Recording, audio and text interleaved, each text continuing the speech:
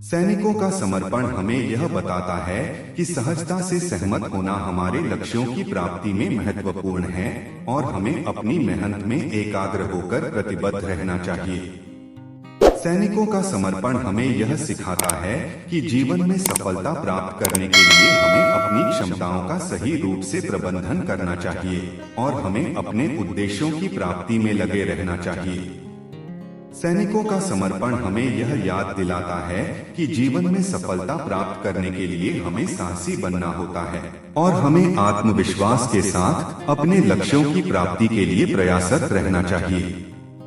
सैनिकों का समर्पण हमें यह शिक्षा देता है कि सफलता प्राप्त करने के लिए हमें अपनी मेहनत को सही दिशा में लगाना चाहिए और हमें अपने लक्ष्यों के प्रति पूरी तरह से समर्पित रहना चाहिए। सैनिकों का समर्पण हमें यह सिखाता है कि समृद्धि के लिए हमें उच्चतम मूल्यों और नैतिकता के साथ अपने कार्यों को समर्पित करना चाहिए और हमें इस दिशा में सच्चाई और ईमानदारी से कार्रवाई करना चाहिए। सैनिकों का समर्पण हमें यह बताता है कि जीवन में हमें समृद्धि की प्राप्ति के लिए निरंतर अपनी क्षमताओं को सुधारते रहना चाहिए और हमें आत्मसमर्पण के साथ उन्हें प्रयोग करना चाहिए।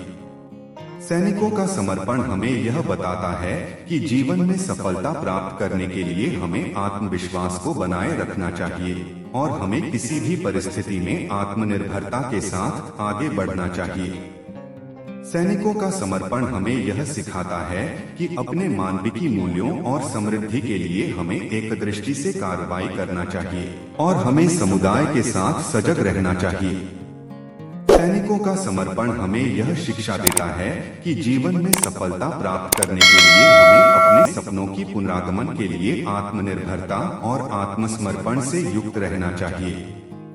सैनिकों का समर्पण हमें यह सिखाता है कि जीवन में सफलता प्राप्त करने के लिए हमें विश्वास, संघर्ष और समर्पण के साथ अपने लक्ष्यों की प्राप्ति के लिए प्रतिबद्ध रहना चाहिए और हमें अपने कार्रवाई में सही दिशा में प्रकट होने के लिए हमेशा तैयार रहना चाहिए।